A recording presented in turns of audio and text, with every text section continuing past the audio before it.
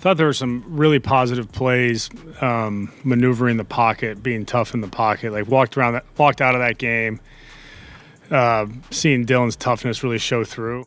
But I thought he hung in there, delivered the ball. Other misses, sure. I think pressure obviously can attribute to some of those things. We had a couple opportunities there. We had a couple balls that we just didn't connect on. Think of the one there late in the third quarter to Harold, and then we missed one to Jerry on an extended play. So just we want to make sure that we're putting him in those positions. Breaking news from Cleveland. Tommy Rees is now turning the barrels towards himself as he shockingly came forward to talk about the positives of Dillon Gabriel's plays. And while there's nothing wrong with an offensive coordinator supporting their guy, this situation is different. Dillon Gabriel has been struggling to perform, and when you look at the talent on the roster, Shedeur Sanders could step in and do the job much better. So why is Reese still backing Gabriel to hold on to the starting position?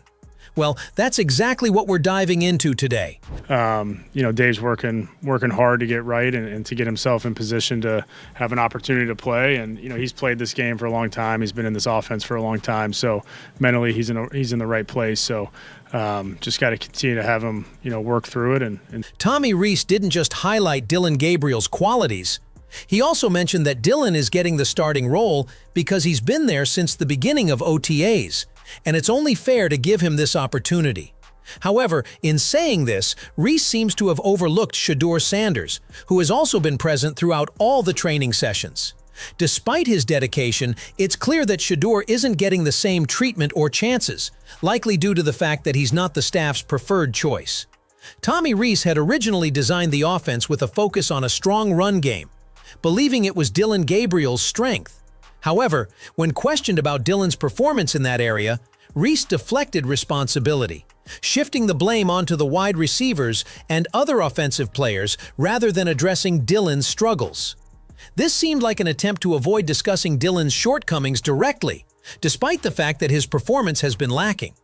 It raises questions about why Reese continues to support Dillon in the starting role, especially when Shedeur Sanders, who has been equally committed, isn't receiving the same opportunity. The game takes so many turns, throughout series, whether you're getting behind the sticks or the circumstances of the game. So, certainly we had run the ball pretty effectively for a couple weeks, and it's something that we want to make sure that we're always giving ourselves a chance to do. Q had a couple, really efficient weeks running it. Our line was blocking well. Our tight ends were doing a nice job. Receivers competing in the game. So, look to make sure that we always have the ability to run the ball for 4 quarters, and staying in the game is part of that critically as well. As all of this unfolds, frustration is building among the players, especially regarding the offensive scheme Tommy Rees is running. Myles Garrett has openly criticized head coach Rees, voicing his dissatisfaction with the team's continued losses and what he views as Stefanski's failure to bring Shedeur Sanders onto the roster. Garrett, clearly frustrated, called out the offensive play calling, particularly with Dillon Gabriel at quarterback. He expressed how exhausting it is to keep losing in the same fashion week after week. With the growing tension, many are beginning to question whether Stefanski's time with the Browns is running out. Myles Garrett further elaborated on his frustration, pointing out that the Browns keep losing to teams in exactly the same fashion, with no adjustments or improvements being made. He emphasized how the defensive line continuously shuts them down, leaving their quarterback helpless. Garrett noted that Dillon Gabriel seemed to throw passes based on assumptions rather than awareness. Yeah, it's frustrating. It's frustrating. To lose the same way every time, it's frustrating as hell. They got in chunk formation. They chipped. He got the ball out, as quick as possible. And there weren't a lot of situations in which, even if I was running, that I could have got there. So I think that was a situation for all of us.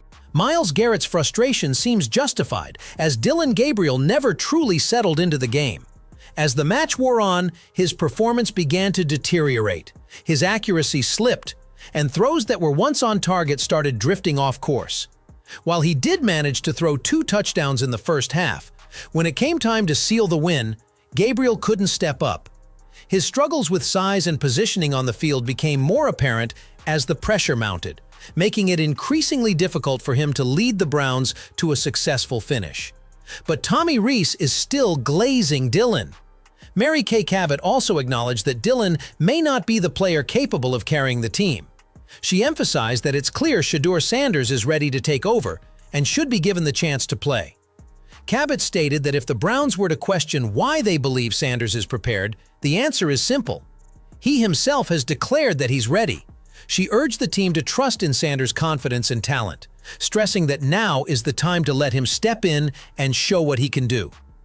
And see if our defense can make a play for us, which they did, and go from there. But you do have to, you can't play that way. If you're really truly trying to win games, you can't play that way. Tommy Rees's assessment seems to hold little weight in the locker room as players are beginning to speak out. Judy, in a bold move, has come out in full support of Shedeur Sanders, directly criticizing Stefanski for his handling of the quarterback situation.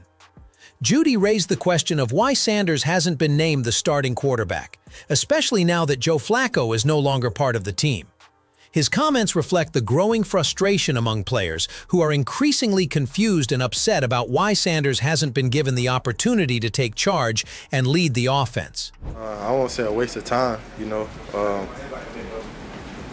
don't know what that was, Of course, I wish all those plays connected, but, it's football. It's not going to be perfect all the time. As the season continues to unfold, it's becoming increasingly clear that Tommy Rees's attempts to manipulate the situation into making Dillon Gabriel the starting quarterback for the Browns are falling flat. Despite Rees's constant defense of Dillon and his repeated attempts to justify the decision, it's hard to ignore the growing discontent within the team and the fan base. Rees's insistence on sticking with Gabriel, despite his glaring struggles, is starting to look like a misguided effort to maintain control over a situation that is clearly slipping away. Players like Judy and Myles Garrett have voiced their frustration, with many questioning why Shedeur Sanders hasn't been given the chance to step up.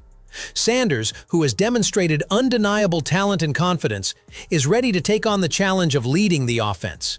His skills and leadership have been on display throughout training camp, yet Rees continues to ignore the obvious solution. With every passing game, Dillon Gabriel's performance becomes harder to defend. His inability to settle into a rhythm and his struggles under pressure have exposed his weaknesses, making it clear he's not the answer for the Browns. The growing support for Shedeur Sanders speaks volumes.